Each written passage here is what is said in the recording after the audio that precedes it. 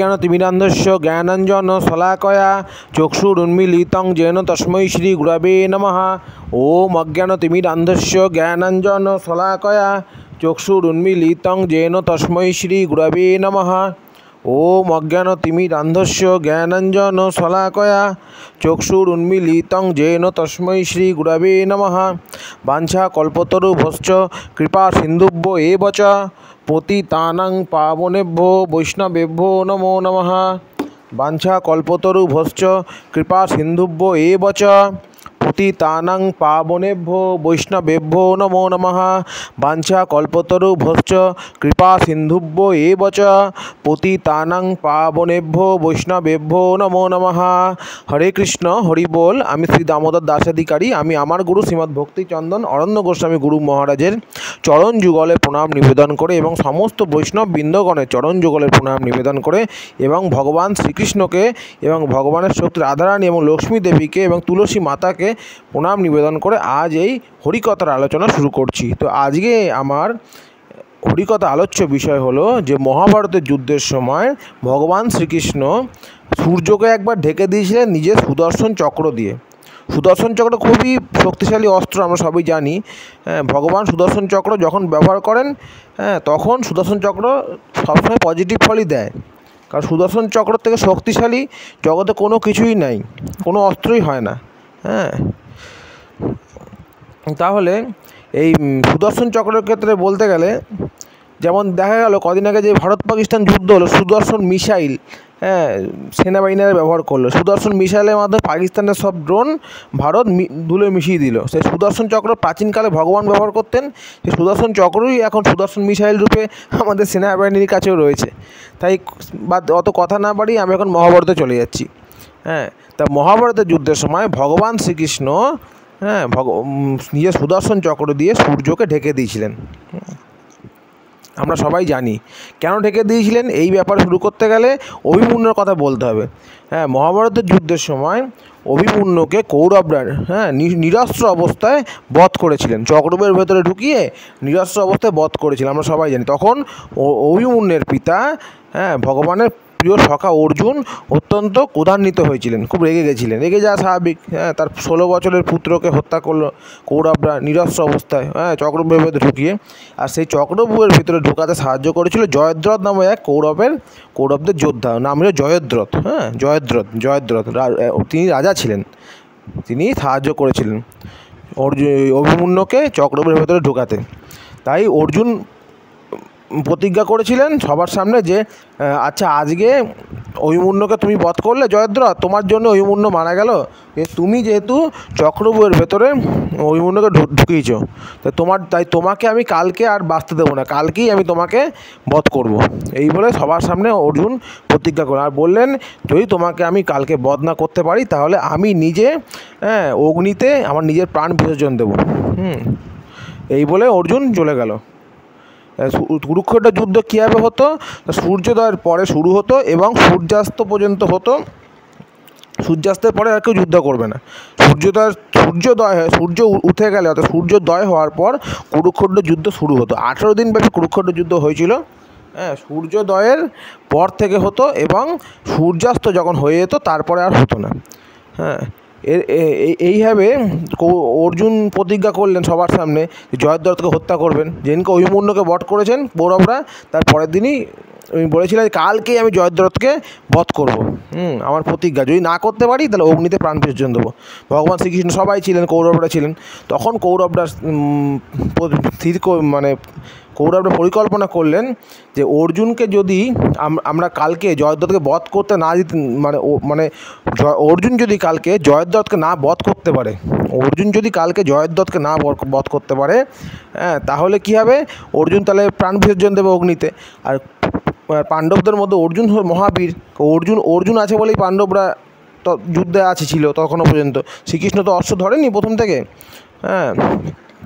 তাই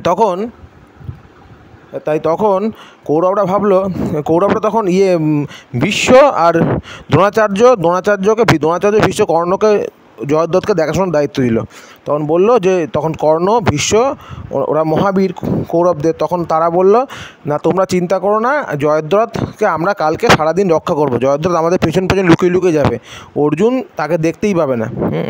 এরপরে যখন সূর্যাস্ত হয়ে যাবে তখন তার অর্জুন নিজেই অগ্নিতে প্রাণ বিসর্জন দেবে, জয়দ্রথকে মারতে পারবে না, যেহেতু অর্জুন প্রতিজ্ঞা করেছে, প্রতিজ্ঞা তো পালন করতেই হবে অর্জুনকে। এই পরের দিন এলো, যুদ্ধ শুরু হলো সূর্যোদয়ের পরে। শঙ্খধ্বনি বাজিয়ে ঢাল মৃদঙ্গ বাজিয়ে যুদ্ধ শুরু হলো, মহাযুদ্ধ, কুরুক্ষেত্রের যুদ্ধ শুরু হলো। জয়দ্রথ কর্ণ আর ভীষ্মের পেছন পেছন লুকিয়ে লুকিয়ে যাচ্ছে, তো অর্জুন দেখতে না পায় কোনোভাবে অর্জুন ভগবান শ্রীকৃষ্ণ অর্জুন দেখতে না পায়। এইভাবে সূর্যোদয় হলো, পরের দিনে যুদ্ধ শুরু হয়েছে। তারপরে মধ্যাহ্ন হলো, তাও জয়দ্রথকে অর্জুন দেখতে পায় না, খুঁজে পায় না। কোথায় জয়দ্রথ গেল? জয়দ্রথ তো ভীষ্মের পেছনে লুকিয়েছিল। কর্ণ সাপোর্ট করছিল, সাহায্য করছিল। কর্ণ, দুঃশাসন সবাই জয়দ্রথকে আড়ালে লুকিয়ে রেখেছিল। বিশেষ করে দ্রোণাচার্য, কর্ণ আর ভীষ্ম, এই তিনজন হলেন কৌরবদের মহাবীর। তিনজন জয়দ্রথকে ভালোভাবে লুকিয়ে রেখেছিল, যাতে অর্জুন দেখতে না পায়। আজকের দিনটা কোনোভাবে অতিবাহিত হয়ে যাওয়ার পর, সূর্যাস্ত হয়ে যাওয়ার পরই অর্জুন তো আর জয়দ্রথকে বধ করতে পারবে না, কারণ অর্জুন নিজেই প্রাণ বিসর্জন দেবে। এদিকে অর্জুন চিন্তা করলেন যে মধ্যাহ্ন হয়ে গেল, এখনও তো জয়দ্রথকে তিনি খুঁজে পেলেন না, তাই জয়দ্রথকে যদি তিনি বধ করতে না পারেন সূর্যাস্তের আগে, তাহলে তো তাকে প্রাণ বিসর্জন দিতে হবে। তখন শ্রীকৃষ্ণ বুঝতে পারলেন যে অর্জুন খুব চিন্তিত অবস্থায় রয়েছে। তার কারণ তো ভগবান তো অন্তর্যামী, তিনি সবই জানেন যে অর্জুন প্রতিজ্ঞা করেছে। তখন তিনি কি করলেন? তিনি বললেন, অর্জুন তুমি চিন্তা করো না, আমি এখনই এমন করছি যাতে জয়দ্রথ লুকিয়ে আছে, তো জয়দ্রথ মনে করবে যে সূর্যাস্ত হয়ে গেছে, তখনই সে বেরিয়ে তোমার সামনে চলে আসবে এবং তোমাকে বলবে তুমি অগ্নিতে প্রাণ বিসর্জন, অর্জুন তুমি আমাকে বধ করতে পারোনি। তখন ভগবান কী করলো? তখন কিছু মধ্যাহ্ন ভগবান তখন নিজের সুদর্শন চক্র দিয়ে সুদর্শন চক্র নিক্ষেপ করলো, শক্তিশালী, ভগবানের পরম শক্তিশালী সুদর্শন চক্র নিক্ষেপ করলো এবং সেই সুদর্শন চক্রকে বললো, সুদর্শন তুমি যাও সূর্যকে ঢেকে দাও, চারদিক অন্ধকারাচ্ছন্ন করে দাও, যাতে কৌরবরা বুঝতে পারে যে সূর্যাস্ত হয়ে গেছে, সূর্য ডুবে গেছে, সন্ধ্যা হয়ে গেছে। সুদর্শন চক্র বললো, ঠিক আছে প্রভু, আমি তাই করে দিচ্ছি। তখন সুদর্শন চক্র গিয়ে সূর্যকে ঢেকে দিল। এইদিকে কৌরবরা ভাবলো, তাহলে বুঝি সূর্যাস্ত হয়ে গেছে, অন্ধকার হয়ে গেছে। সূর্যকে ঢেকে দিলে কী হবে? সূর্যকে ঢেকে দিলে চারদিকটা তো অন্ধকার হয়ে যাবে। তখন কৌরবরা মনে মনে ভাবলেন যে মনে হয় অন্ধকার হয়ে গেছে, সূর্যাস্ত হয়ে গেছে, অর্জুন তো বধ করতে পারলো না জয়দ্রথকে। তারা খুব খুশি যে অর্জুন তো এখনই অগ্নিতে প্রাণ বিসর্জন দেবে, আর অর্জুন হচ্ছেন পাণ্ডবদের মধ্যে মহাবীর। তাহলে কৌরবরা ভাবলো, তাহলে আমরা সহজেই যুদ্ধে জিতে যাব অর্জুন যখন প্রাণ বিসর্জন দেবে। তখন কৌরবরা দুর্যোধন, দুঃশাসনের সঙ্গে সঙ্গে জয়দ্রথ আস্তে আস্তে এলো অর্জুনের সামনে। অর্জুন তুমি আমাকে বধ করতে পারলে না, তোমার প্রতিজ্ঞা পূরণ করতে পারলে না, সূর্যাস্ত হয়ে গেছে, এবার তুমি অগ্নিতে প্রাণ বিসর্জন দাও আমাদের সম্মুখে। তখন ভগবান শ্রীকৃষ্ণ কী করলেন? নিজের সুদর্শন চক্রকে সুদর্শন চক্রকে আদেশ দিলেন, সুদর্শন চক্র তোমার কাজ শেষ, তুমি এখনই চলে আসো আমার হাতে। তখন ভগবান শ্রীকৃষ্ণ নিজের হস্তে সুদর্শন চক্রকে আবার নিয়ে এলেন। তখন অর্জুনকে আদেশ দিলেন, হে অর্জুন আর দেরি করো না, এক্ষুনি রেডি করো গান্ডীব ধনুক, এক্ষুনি রেডি করো, এক্ষুনি এই জয়দ্রথকে এক্ষুনি তুমি বধ করো। তোমার গান্ডীব ধনুকে তীর এক্ষুনি সংযোজন করে এই জয়দ্রথের মস্তক, এই অত্যাচারী শয়তান যে তোমার পুত্র অভিমন্যুকে চক্রব্যূহের মধ্যে ডেকে নিয়ে গিয়ে নৃশংসভাবে হত্যা করেছে, তুমি তার মৃত্যুর প্রতিশোধ নাও। এর এক্ষুনি এর মস্তক দেহ থেকে আলাদা করে দাও, এক্ষুনি তুমি গান্ডীব ধনুক। অর্জুন বলল, হ্যাঁ ভগবান, এক্ষুনি করছি। তখনই অর্জুন গান্ডীব ধনুকে তীর সংযোজন করে মুহূর্তের মধ্যে জয়দ্রথের মস্তক দেহ থেকে আলাদা করে দিল এবং নিজের বদলার প্রতিশোধ নিল। তখন কৌরবরা খুব দুঃখিত অবস্থায়, দুঃশাসন তারা ক্রন্দন করতে লাগলো এবং অবশেষে সূর্যাস্ত হলো এবং যুদ্ধের বিশ্রাম হয়ে গেল এবং পাণ্ডবরা খুশি মনে নিজ নিজ যেখানে আশ্রয় নিয়েছিল তারা যুদ্ধের সময়, সেই স্থানে তারা চলে গেল। তো আজকের এই হরিকথা যদি ভালো লেগে থাকে অবশ্যই লাইক করবেন। এবং এই হলো কারণ, যেই কারণে ভগবান শ্রীকৃষ্ণ কুরুক্ষেত্রের যুদ্ধ 18 দিন ব্যাপী চলেছিল, তার মধ্যে একদিন জয়দ্রথকে বধ করলো অর্জুন।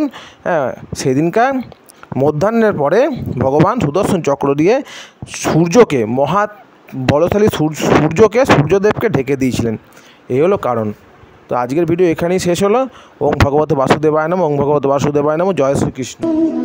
ওং নমো নারায়ণায়।